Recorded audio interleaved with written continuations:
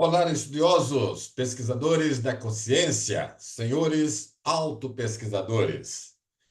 Nossos parabéns a todos vocês que procuram otimizar o próprio processo evolutivo, sua caminhada existencial, buscando mais conhecimentos no tocante ao entendimento, à compreensão sobre si mesmos, como parte do mecanismo evolutivo pessoal, cientes de que estão conectados ao cosmos ou inseridos no contexto universal. Mais uma vez, recebemos inspiração para abordar hoje um assunto ainda presente, mas dispensável, em nossas posturas conscienciais íntimas, fatalmente doentias ou anticosmoéticas. No caso, o ciúme. Que tal prestarem atenção no que aqui vamos abordar? Pois poderá ser um divisor de águas, né, um divisor de atitudes, quanto às necessidades de autorreciclagens, reciclagens pessoais, intraconscienciais, de cada um de nós. Vejamos, portanto, no estudo da consciência pela consciência, ciúme, um estado emocional egoísta. Já que ele, ciúme, não existe por amor, mas por egoísmo.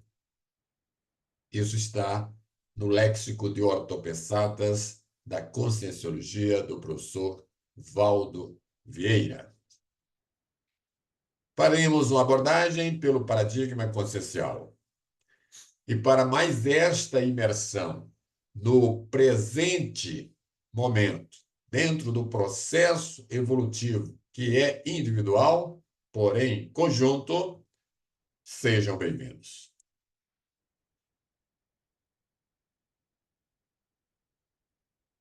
No desenvolvimento de hoje, vamos partir da insegurança à mega autoconfiança, ao máximo de autoconfiança possível, que é uma questão de maturidade ascendente, passo a passo. O ciúme é condição ou estado de violência, intensidade emocional demonstrada pela consciência ante a percepção de ameaça real ou imaginária relativa à perda da exclusividade ou à qualidade do afeto atribuído ou recebido de alguém. Trouxemos aqui dois megapensenes, tá? Pensamentos, grandiosos pensamentos, relativos ao ciúme. Um deles, inexiste ciúme equilibrado. Realmente, não vejo como ser homeostático. Um outro, ciúme, atraso cosmoético. É um atraso, sim, evolutivo. É uma perda de tempo evolutivo. Perder tempo com ciúmes. Só há desgaste pessoal e desgaste no relacionamento, desgaste na convivência. E acrescentamos duas citações de famosos pertinentes ao ciúme. Ser ciumento é o cúmulo do egoísmo, é o amor próprio defeituoso, é a irritação de uma falsa vaidade. E quem disse isso? Quem escreveu isso? Balzac. Quem já não leu Balzac? E uma outra citação. O ciúme quando é furioso, produz mais crimes do que o interesse e a ambição. Voltaire. Que interessante, né? Achamos pertinente trazer alguns sinergismos patológicos, os encaixes doentios entre as pessoas. Primeiro encaixe: parceiro provocador, parceiro ciumento. Imagine alguém provocando o outro que já tem tendência àquela situação. Onde isso vai chegar? O sinergismo nosológico, parceiro ciumento, parceiro sedutor. A pessoa já é ciumenta e se une a alguém que é sedutor, já viu. O que é que vai dar isso? Onde vai chegar?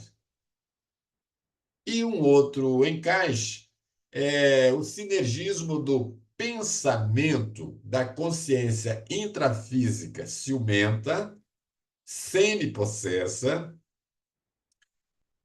com o pensamento da consciência extrafísica doente, possessora.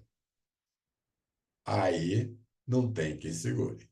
A conexão física e extrafísica entre duas consciências, inicialmente, que gera a atração por muitas outras patológicas, doentias, vampirizadoras energéticas, intrafísica e extrafísica. Tudo bem? Aí encontramos a teoria da psicologia evolucionista, considerando o surgimento do ciúme enquanto mecanismo de preservação da espécie. Paciência, né? Paciência. Com isso, podemos fazer referência, até para a reflexão, ao princípio de que, se não é bom, não adianta fazer maquiagem.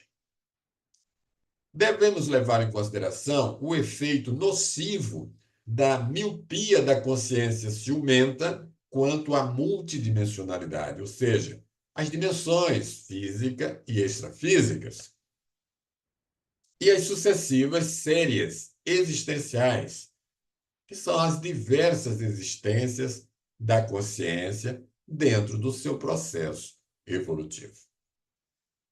Como também a interprisão do casal advinda dos ciclos. Infidelidade, aí vem a culpa, vem a confissão, passa para o desenrolar do ciúme em si, a inquisição doméstica, que não é fácil, e o assédio ao rival.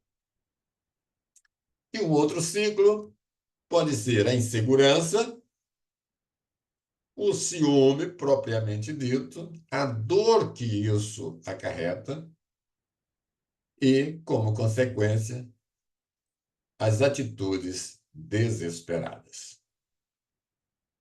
Não poderíamos deixar de apresentar os paradoxos de ainda a sociedade intrafísica, né, considerar, que é o ciúme como prova de amor. Já viu isso? O ciúme ser prova de amor? Ou o paradoxo de os adultos manifestarem com frequência ciúme infantil. Muitos adultos ainda demonstram ciúmes, lá daquela época de criança, ciúme infantil. Ou ainda o paradoxo de a consciência intrafísica ciumenta destruir o relacionamento na tentativa de conservá-lo.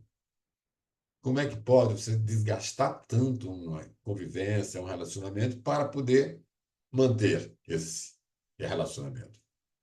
É inversamente proporcional, não é? Tudo bem até aí? E quanto às manias?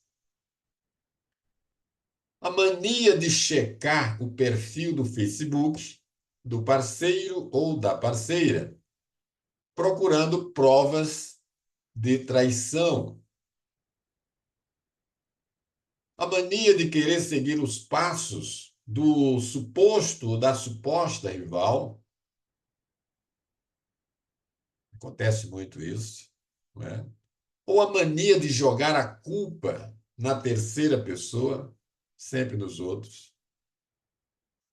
E, por fim, a mania de considerar os pensamentos patológicos de ciúme em si menos nocivos comparados à agressão física. Pensou é ter a ideia, a emoção, o sentimento e a energia que é liberada proporcionalmente ao sentimento que teve, que tem como base a ideia que surgiu no caso de ciúme. É danoso tanto quanto uma agressão física.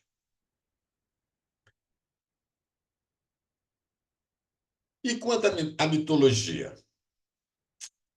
O mito da deusa Hera, esposa de Zeus, na mitologia grega, que preferia punir as amantes do marido, um processo de terceirização patológica. A culpa é de outro. A culpa passa a ser das demais pessoas, não de si ou de quem realmente está envolvido diretamente. A frase "o amor não sobrevive sem confiança" do mito Eros e Psique, como também o mito de as mulheres importarem-se com a traição afetiva e os homens com a traição sexual. Vamos para outro mito? O mito de ser o ciúme, tempero do amor. Que tempero é esse, hein? Esse é tipo tempero que estraga a melhor refeição. Vamos para outro? O mito de sentir ciúme ser sinônimo de cuidar. Como é que se cuida de alguém com ciúme? Se cuida com alguém com amor. E com amor se dá liberdade, porque se tem confiança. O outro mito, o mito de alguém poder roubar o amor da outra pessoa. Não existe isso. Não é roubo, né? Tá bom? Dá para refletir sobre isso aí. Bom, vamos para exemplos de duas situações referentes ao mini e ao máximo ciúme. Só para a gente fixar os dois extremos dentro do esclarecimento.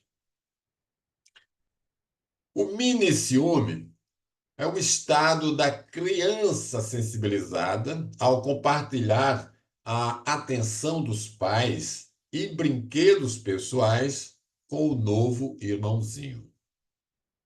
Pode ser considerado um mini-ciúme. E o maxi-ciúme? O estado do adulto descontrolado ao agredir física, emocional ou psicologicamente o parceiro ou a parceira na tentativa de recuperar o espaço afetivo. E como predisposição, algumas situações, conjunturas ou distúrbios fora de tempo, né, extemporal, passíveis de facilitar o aparecimento do ciúme no adulto, Vamos lá. Baixa autoestima, carências afetiva e energética, assim como o desgaste do relacionamento, projeção dos próprios desejos de infidelidade, dependência econômica ou problemas financeiros, diferença de idade, como também impotência sexual, experiência de traição anterior, traumas, né? Ainda na existência atual, como em outras existências, influência de opiniões alheias, o disse-me-disse, a fofoquinha, a gravidez, o homossexualismo, a toxicomania, e aí por diante. E alguns traços fardos, motivadores de atos anticosmoéticos, não relacionados à valorização do afeto da pessoa envolvida, porém muito associados ao ciúme. Agressividade, competitividade, controle, impulsividade, interesse egóico, a inveja, a manipulação, o orgulho, a possessividade, a vingança e por aí adiante. Há quem confunda a inveja com o ciúme. Faremos aqui uma análise com contrapontos entre duas casuísticas para clarear a diferença sutil entre inveja e ciúme. No tocante à inveja, primeira casuística. Uma estudante de 15 anos foi agredida pelos colegas em sala de aula. As agressões tinham como alvo o rosto e o cabelo da vítima. O caso foi registrado em Limeira, São Paulo. Segundo o pai da adolescente, o motivo da agressão foi a beleza da filha. Informou terem sido ameaças anteriores e comentou o fato de a filha ser a mais bonita dentre as quatro irmãs, motivo de ciúmes das demais, segundo ele. E aqui há a divergência. Neste caso, a movimentação do bullying não foi o ciúme, e sim a inveja das adolescentes, que não suportaram a beleza da colega e tentaram destruí-la. Não se tratou de tentativa de preservar o afeto de outra pessoa, mas sim de destruir as qualidades da colega, das quais não se consideravam detentoras. Vamos então para o caso ciúme. Vamos trazer aqui a casuística número 2.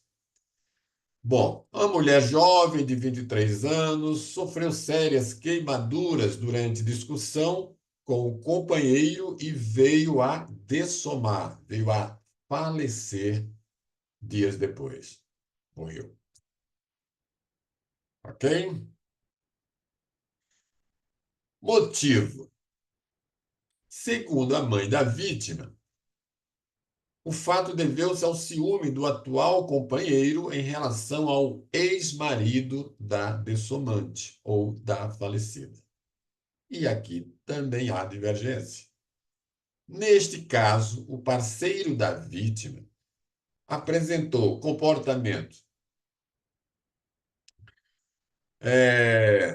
possessivo, controlador, como também ciumento. Só que o possessivo vê o outro na condição de objeto de propriedade pessoal, sua propriedade, e como tal, julga dispor até da vida do mesmo. Diferentemente da inveja, o ciúme envolve sempre, no mínimo, três ou mais personagens. É a consciência ciumenta, a consciência alvo do ciúme e a consciência motivo do ciúme. Então, sobre sob a ótica da parapatologia, podemos apresentar aqui quatro tipos bem diferentes, bem definidos, né, de ciúme em estado mais doentio. E quais são esses tipos? O alcoólico, que é um ciúme caracterizado por delírios de infidelidade, em consequência do transtorno psicótico crônico provocado pelo álcool. O tipo criminoso é o ciúme vivenciado pelas consciências em situação emocional limite, até o ponto de cometer atos criminosos. Crime passional. O tipo delirante. O ciúme caracterizado por ideias delirantes relativas à convicção inabalável de traição, traição por parte do companheiro ou da companheira, também conhecido como delírio do ciúme. E quarto tipo, o obsessivo, que é o ciúme gerado por ideias obsessivas, normalmente associadas a rituais de verificação e caracterizado pelas dúvidas e ruminações, repetições, a mesma coisa todo dia, sobre provas inconclusivas, dando como certo aquilo que ainda não foi comprovado. Aí vem as estatísticas.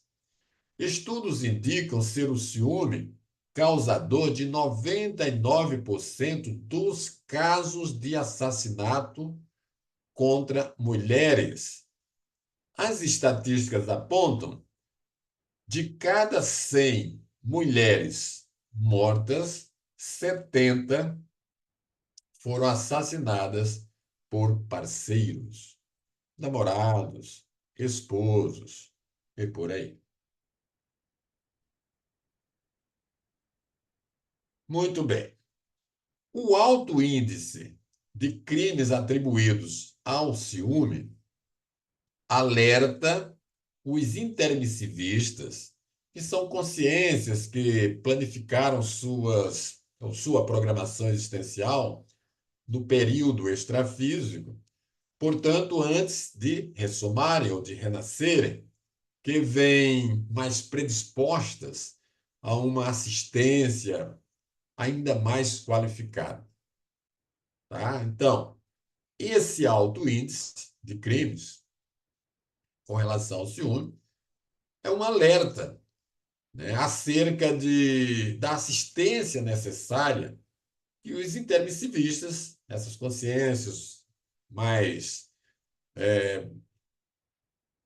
preparadas para lidar com a situação de forma assistencial, né, possam assistir essas consciências reurbanizadas, que são aquelas, digamos assim, mais baratrosféricas, que vêm com esse instinto ainda muito animalesco, muito patológico.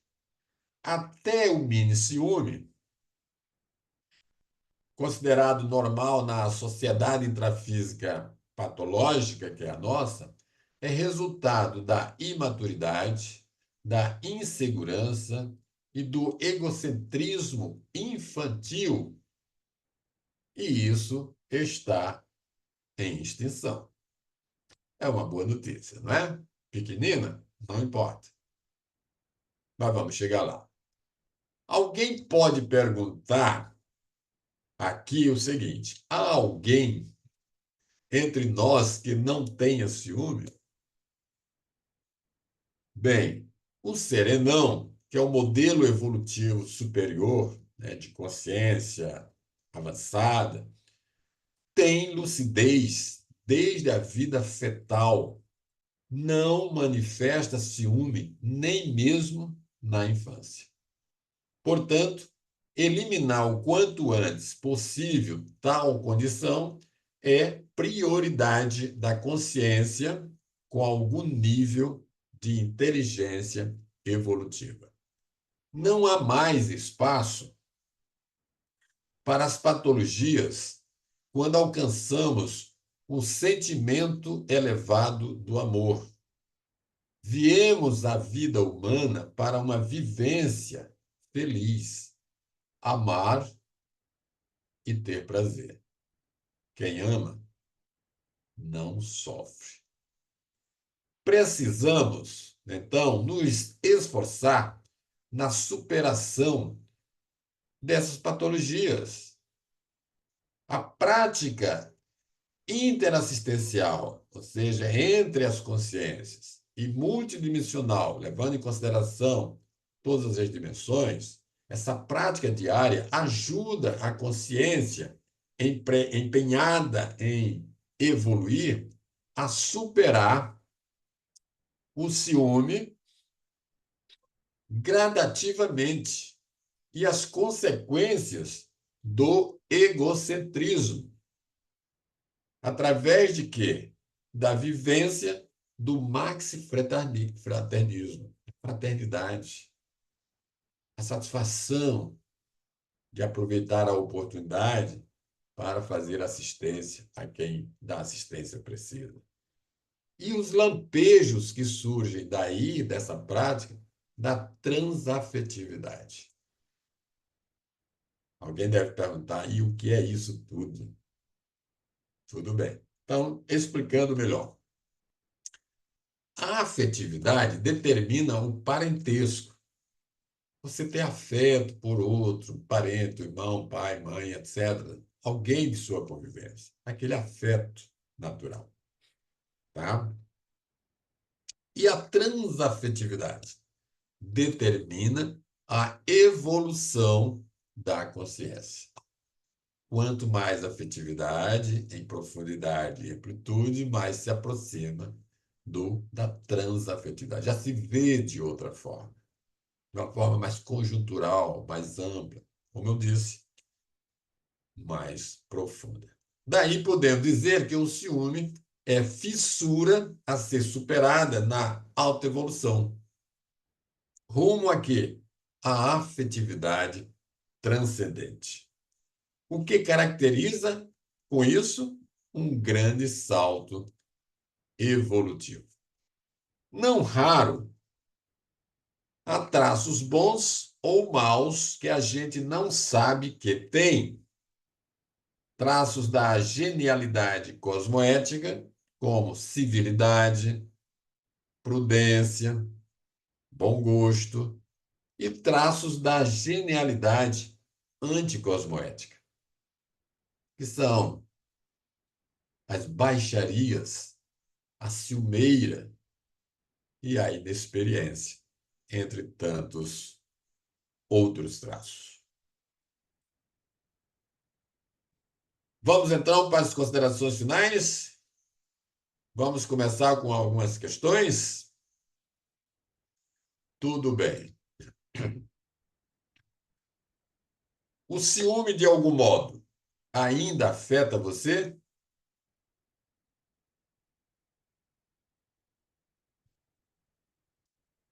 Como você lida com o ciúme alheio?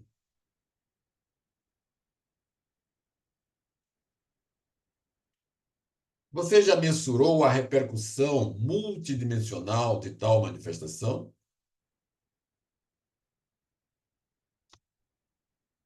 Pense nisso. Uma das indicações sadias para o exercício prático diário é não ter ciumeiras no relacionamento como casal. Quanto mais se tem ciúmes, mais amiguinhos extrafísicos são atraídos. Isso só aumenta, tá? Aí o bicho pega, pois a tendência é a vingança, entre outros tantos males provocados, e que se passa a ter tendência em fazer mais.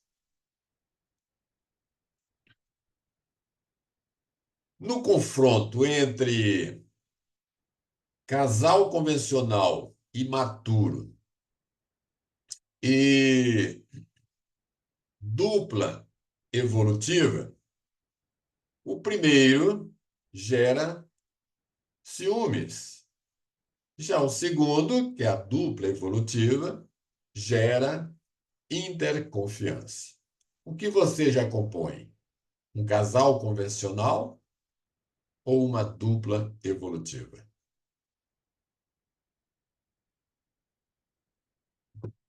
Uma das profilaxias ou atitudes profiláticas a fim de se evitar constrangimentos ao parceiro é a confiança. Abortar as crises de ciúme, os interrogatórios intermináveis sobre o dia a dia e a perseguição do parceiro, com o fim de descobrir algo no celular, algo no carro, algo no computador, algo nas roupas, que confirme aquilo que se imagina de forma patológica, de forma doentia. No relacionamento da dupla evolutiva, uma das posturas exigências sobre as quais a consciência pode e deve fazer questão, né, mutuamente, né, com o parceiro ou a parceira, é eliminar ao máximo a insegurança quanto ao ciúme mórbido, ao ciúme doentio. E aqui reforçamos um dos ideais básicos da dupla evolutiva. Confiança aberta, mútua, que elimina a insegurança do ciúme patológico através do diálogo ou da intercomunicação consciencial, ininterrupta, constante, e não dá margem para a dúvida. Quem ama, de fato, não reivindica, não censura, nem vive na insegurança dos ciúmes. Compreende, perdoa, né? Perdoa sempre, renuncia com alegria, harmoniza a situação, pacifica e beneficia. Dentre as terapias recomendadas se encontram a auto- e heteroconsciencioterapia, a psicoterapia cognitivo-comportamental e o tratamento psiquiátrico. E para finalizar, não poderíamos deixar de enfatizar a necessidade de se ter coragem evolutiva. Quando a consciência começa a respeitar a individualidade dos outros, sem alimentar sentimento de posse, fortalece a coragem evolutiva.